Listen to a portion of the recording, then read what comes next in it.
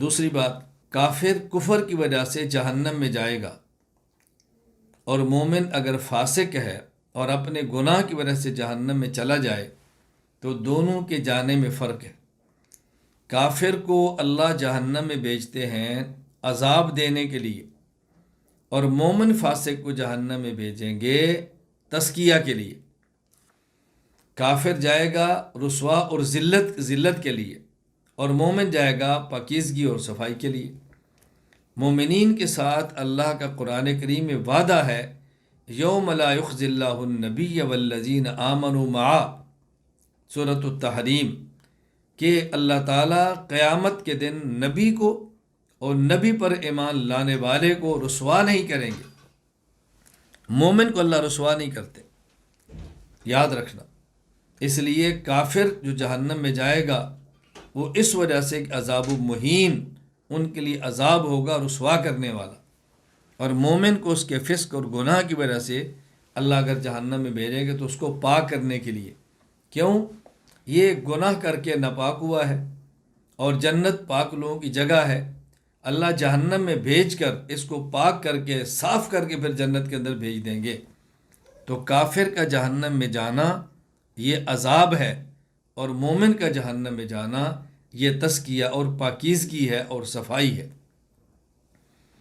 جس طرح دنیا میں کسی سے جنگ ہو، لڑائی ہو، اور جس سے لڑا جا رہا ہے اپنا مخالف ہو، آدمی اس کو مارتا ہے، اور بسا اوقات استاد اپنے شاگرد کو بھی مارتا ہے، باپ اپنی اولاد کو بھی مارتا ہے۔ فرق کیا ہے؟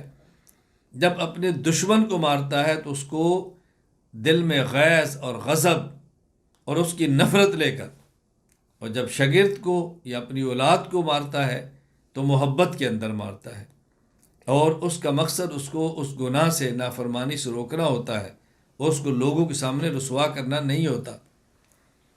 یہ بات اچھی طرح ذہن نشین فرما لیں۔ وَيَخْلُدْ فِيهِ مُهَانًا، اس آیت کے تحت حکیم الامت مجدد الملت مولانا محمد اشرف علی تھانوی رحمہ اللہ نے اپنی تفسیر بیان القرآن کے اندر یہ بات لکھی ہے جو میں عرض کر رہا ہوں۔ مفتی محمد شفیع صاحب رحمہ اللہ نے معرف القرآن میں تحریر فرمائی جو بات میں عرض کر رہا ہوں، کہ کافر کا جہنم میں جانا یہ عذاب کی وجہ سے ہے، اور مومن فاسق کا جہنم میں جانا یہ تزکیہ کی وجہ سے ہے۔ اس لیے کہ عذاب کہتے ہیں ایلام الحی علی سبیل الہوان، یا ایصال العلم الی الحی ہوان و ذلہ، زندہ آدمی کو ذلیل اور رسوا کرنے کے لیے تکلیف دینا، یہ ہے عذاب۔ تو کافر کو جہنم میں بھیجا جائے گا عذاب کے لیے، اور مومن کو تزکیہ کے لیے۔ جہاں کہیں مؤمنین کے لیے جہنم میں جانے کے لیے عذاب کا لفظ آیا ہے، وہ اس وجہ سے کہ دیکھنے میں دونوں عذاب ہے، صورتاً دونوں ایک جیسے ہیں۔ جس طرح اس کو مار پڑ رہی ہے، اس کو بھی پڑ رہی ہے، جس طرح وہ جہنم میں جل رہا ہے یہ بھی جہنم میں جل رہا ہے۔ تو چونکہ صورتاً عذاب ہے، اس لیے وہاں کبھی لفظ عذاب کا ذکر آتا ہے، وگرنہ کافر کو جہنم میں بھیجا جائے گا عذاب کے لیے، اور مومن فاسق جہنم میں جائے گا تزکیہ کے لیے۔ اور دوسری بات یا فرق سمجھ لیں، کافر جہنم میں جائے گا تو ہمیشہ رہے گا، کبھی نکلے گا نہیں، اور مومن فاسق اگر جہنم میں گیا ایک وقت آئے گا اللہ اپنے کرم سے اس کو جہنم سے نکال دیں گے، اور بالآخر وہ جنت کے اندر چلا جائے گا۔ ایک بات مزید سمجھیں،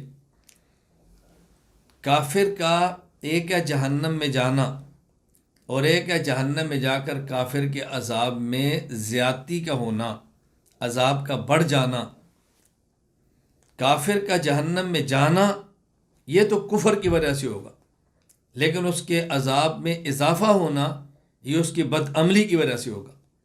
یہاں دیکھیں اللہ تعالیٰ نے دونوں کا ذکر فرمایا، والذین لا يدعون مع اللہ الہا آخر ولا يقتلون النفس التي حرم اللہ الا بالحق ولا يزنون ومن يفعل ذلك يلقى أثاما يضاعف له العذاب یوم القیامہ ويخلد فیہ مہانا، اس شخص کو جہنم میں لے جا کر دگنا عذاب دیا جائے گا۔ دگنا عذاب، ایک ہے عذاب اور ایک ہے اس عذاب میں اضافہ، دگنا عذاب۔ یہ دگنا عذاب مومن کو نہیں، دگنا عذاب یہ کافر کو ہے۔ قرآن کریم سورۃ المدثر میں اللہ تعالیٰ نے کفار کے تذکرے میں جہنم کی جب بات فرمائی تو اس میں یہ بات ہے کہ اہل جنت کفار سے پوچھیں گے ما سلککم فی سقر، آج تم سقر جہنم کے اندر کیوں ہو؟ وہ کہیں گے لم نک من المصلین ولم نک نطعم المسکین وکنہ نحوظ مع الخائضین وکنہ نکذب بیوم الدین۔ ہم نماز نہیں پڑھتے تھے، مساکین کو کھانا نہیں کھلاتے تھے، مذاق اڑاتے تھے، اور ہم قیامت کے دن کا انکار کرتے تھے۔ کافر کو جہنم میں عذاب ہو رہا ہے اور اس کی وہ 4 وجہ بتا رہے ہیں۔ ہم کافر تھے اور فلاں ایک عمل نہیں کرتے تھے، نماز نہیں پڑھتے تھے، مساکین کو کھانا نہیں کھلاتے تھے۔ اس پر سوال ہوتا ہے بھی نماز کا مکلف تو مسلمان ہے، نماز کا حکم تو مومن کو ہے، مساکین کو کھانا کھلانے کا حکم تو مومن کو ہے، اس پر کفار کو عذاب کیوں دیا جا رہا ہے؟ جواب حکیم الامت مجدد الملت مولانا اشرف علی تھانوی رحمہ اللہ نے بہت پیارا معرف القرآن میں دیا ہے۔ حضرت فرماتے ہیں ایک ہے عذاب، ایک ہے ازدیاد عذاب۔ عذاب یہ تو ہوگا کفر کی وجہ سے، اور ازدیاد عذاب، عذاب میں اضافہ یہ ہوگا کافر کو بد عملی کی وجہ سے۔ اس کی وجہ جس طرح کافر کو حکم ہے کہ کلمہ پڑھ، تو کلمہ پڑھنے کے اندر یہ بھی حکم ہے کہ کلمہ پڑھنے کے بعد نماز پڑھ۔ تو جب انسان ایمان کا مکلف ہوتا ہے تو ایمان کے اندر وہ احکام کا مکلف بھی ہوتا ہے۔ ایمان اصل ہے، نماز، روزہ، حج، زکوٰۃ یہ فرع ہے، شاخیں۔ تو جو انسان اصل ایمان کا مکلف ہے وہ فروع اور شاخیں احکام کا بھی مکلف ہے۔ تو کافر نے جب ایمان نہیں لایا، کلمہ نہیں پڑھا، ایمان قبول نہیں کیا، اصل کا انکار کیا، اور اصل کے اندر، اصل کے ضمن میں احکام کا مکلف تھا تو اس نے اس کو بھی چھوڑا۔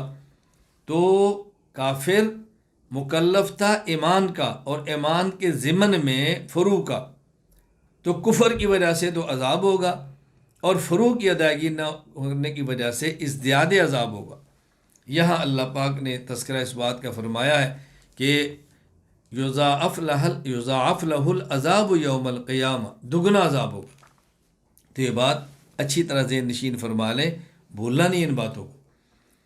پھر الا من تاب و آمن و عمل عملا صالحا، یہ توبہ کرے، الا من تاب، اور توبہ کی صورت آمن، اللہ اکبر، ایمان بھی لائے، وعمل صالحا، پھر نیک عمل بھی کرے۔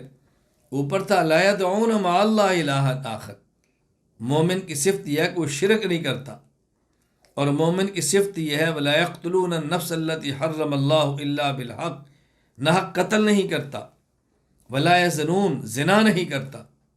اب جو توبہ کرے گا وہ کیا کرے؟ شرک سے توبہ کرے اور ایمان لے آئے، اور زنا اور قتل ناحق سے توبہ کرے تو نیک عمل بھی کرے، گناہوں کو چھوڑے۔ تو یہاں اللہ تعالیٰ نے توبہ کی صورت بیان فرمائی۔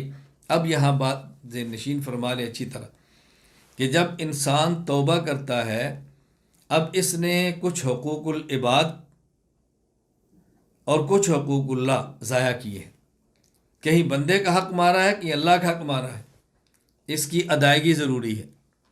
اگر کسی شخص نے نمازیں نہیں پڑھی تو توبہ کا معنی یہ ہے کہ اب نماز پڑھے اور جو نمازیں اس کے ذمے تھی اب ان کو ادا بھی کرے۔ اگر کسی شخص نے کئی سال کی زکوٰۃ ادا نہیں کی تو توبہ بھی کرے، اور جو زکوٰۃ اس کے ذمے ہے اس کو ادا بھی کرے۔ اگر کسی شخص نے زنا کیا ہے تو توبہ کرے، یا توبہ کرنا کافی ہے۔ لیکن بعض حقوق اللہ ایسے ہیں کہ جس کی ادائیگی ضروری ہے۔ حج وہ تو فوراً فرض نہیں ہے، زندگی میں کبھی بھی کر لیں۔ زکوٰۃ فوراً فرض نہیں ہے، کچھ عرصے بعد بھی ادا کر سکتا ہے۔ لیکن نماز تو اپنے وقت پہ فرض ہے، وقت پہ نماز رہ گئی، اب اس کو ادا کرے، اس کو قضا کرے، پڑھے نمازوں کو۔ جس شخص کے ذمے نمازیں ہیں وہ اپنی نمازوں کا حساب لگائے اور ان تمام نمازوں کو ادا کرے۔ اندازہ کر لے کہ میرے ذمے 1 سال کی نمازیں ہیں، 10 سال کی نمازیں ہیں، اور جب ادا کرے تو اس کی ترتیب یہ ہوگی یہ یاد نہیں کہ کتنی نمازیں اس کے ذمے ہیں، تو نیت کرے کہ میرے ذمے جتنی نمازیں ہیں ان میں سے میں پہلی فجر کی نماز پڑھتا ہوں، اب جو میرے ذمے باقی ان میں سے پہلی ظہر کی پڑھتا ہوں، اب عصر کی پڑھتا ہوں، مغرب کی پڑھتا ہوں، عشاء کی پڑھتا ہوں، اور پھر عشاء کے بعد وطر یہ بھی پڑھنے ہیں۔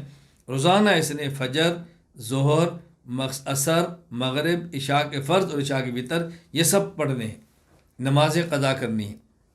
الحمدللہ بعض ایسے اشخاص مجھ سے وابستہ ہیں کہ جنہوں نے اپنی 10 سال کی نمازیں لٹائی ہیں، الحمدللہ۔ بعض خواتین مجھ سے ایسی منسلک ہیں کہ جنہیں اپنی نمازیں پڑھی ہیں، نمازیں ادا کی ہیں، اللہ اکبر، 10 سال کی نمازیں۔ کہا جی ہمیں اللہ نے سمجھ دی ہے، اللہ نے توبہ کی توفیق دی ہے، اب ہم کیا کریں؟ میں نے کہا بیٹی پڑھو، نمازیں لوٹاؤ اپنی۔ دنیا کی زندگی تو تھوڑی ہے، آخرت کی زندگی نہ ختم ہونے والی ہے۔ دنیا کی مشقت کیا مشقت ہے؟ کچھ بھی نہیں۔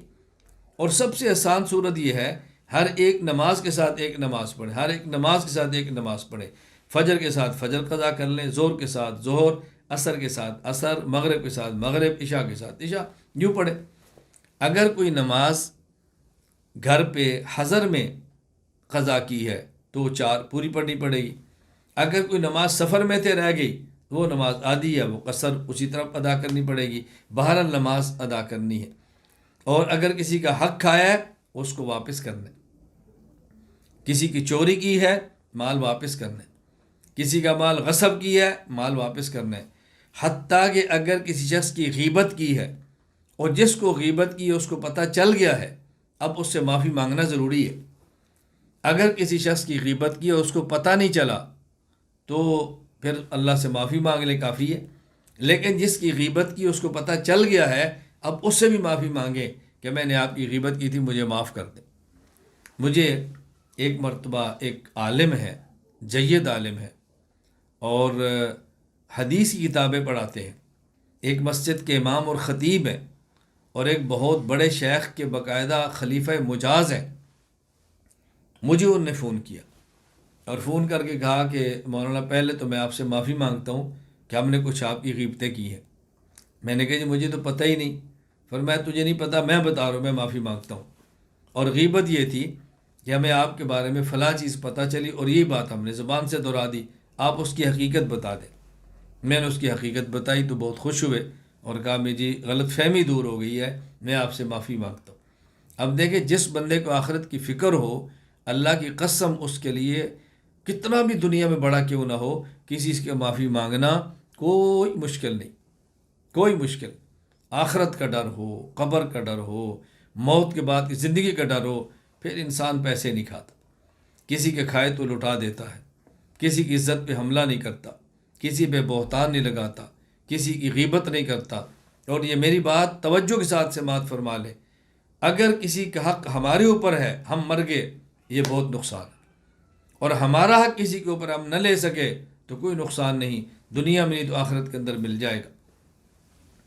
میں ایک بات عرض کیا کرتا ہوں، دنیا میں 2 قسم کے لوگ ہیں، بعض ہیں جو جیتے ہیں جینے کے لیے، اور بعض وہ جو جیتے ہیں مرنے کے لیے۔